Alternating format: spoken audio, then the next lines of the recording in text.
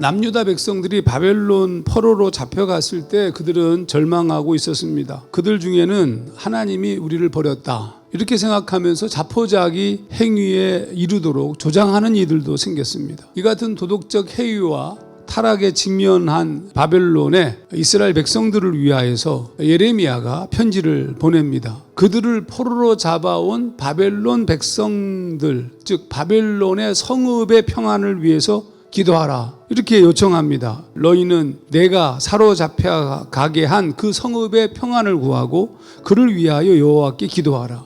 이는 그 성읍이 평안함으로 너희도 평안할 것임이라.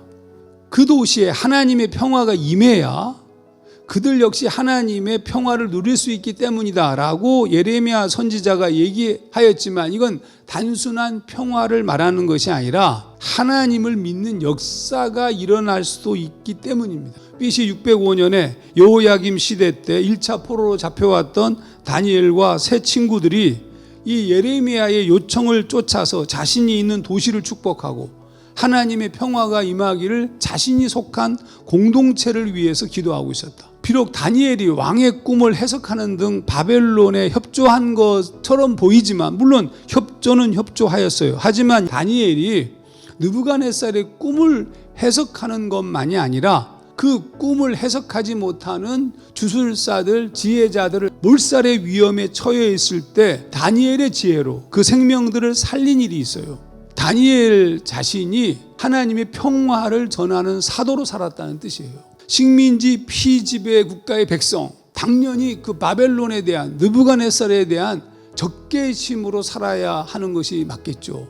근데 그들은 적개심으로 산 것이 아니라 예레미야의 예언대로 살았어요. 예레미야 선지자를 통해서 바벨론 성읍을 위한 기도 명령은 그들이 어떤 존재인지를 드러내게 하는 거였습니다. 이것이 우리 역시 우리가 속한 가정과 직장과 학교와 도시와 공동체를 위해서 기도해야 되는 이유입니다. 포로로 잡혀간 이스라엘에게 기도를 명령하였다면 오늘 하나님의 자녀들인 우리가 그 기도를 하는 것은 매우 당연한 일이다. 내가 있는 공동체의 상사, 아유 저놈만 생각하면 잠이 안 온다고, 이 도시, 이 망할 놈의 도시 이렇게 얘기할지도 모르겠습니다. 하지만 우리가 기도해야 되는 이유는 그 기도하는 것이 우리의 크리스찬의 정체성이기 때문입니다. 더 중요한 게 있습니다. 하나님께서 우리의 기도를 들으시기 때문이고 우리의 기도를 통하여서 하나님이 일하시기 때문입니다.